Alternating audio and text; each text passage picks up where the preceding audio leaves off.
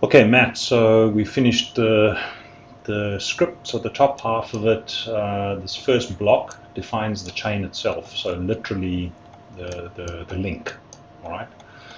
So the link over here, as you can see, it's got flat, it's got cut, so you can come inside here, you can change, the length of the link, the specific length of the link, you can change the link longer, smaller, change the diameter of the link wire to have a thicker wire or a thinner wire, whatever. You're literally drawing the link with this top one, all right? And the amount of twist in the link, that kind of stuff. So this is literally drawing the link.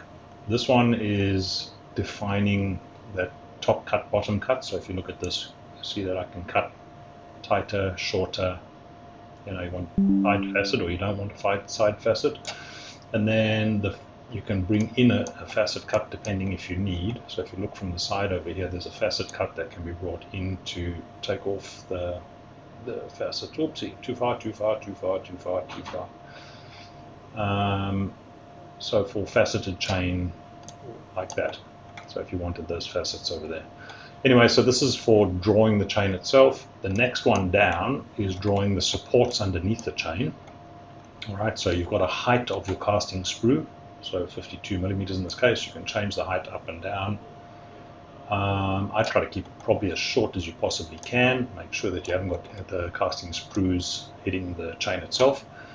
The radius means in the XY. So if you're putting it on something with a smaller bed, you're going to want a tighter radius.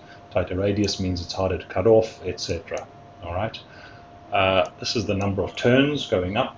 So same as rhino spirals, how many turns are moving upwards, the link count that you want, and then the sprue radius, all right, going over here.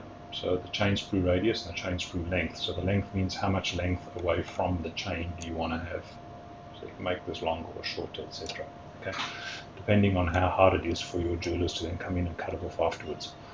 The very last part is the casting sprue offset. So in other words, how the casting sprue comes in from there. So these spokes, if you want to call them spokes. So your offset is the whole offset. You may want to move this down, you want to move it underneath. So the casting sprue, so some people like it underneath, some people want it right there at this point here. The sprue offset is how much of a V you want it coming down. This one over here, so you can have it on a slighter spoke, higher spoke, whatever you want in there. And then this is the diameter where it's, or the radius where it's touching the chain sprue, and the radius at its core. So you want a nice fat core, you change this. You want a nice thin core, you move it there. I'll probably leave it about on these defaults. Then you can bake this item very simply by grabbing the two components, and you can bake that. And you can bake the chain.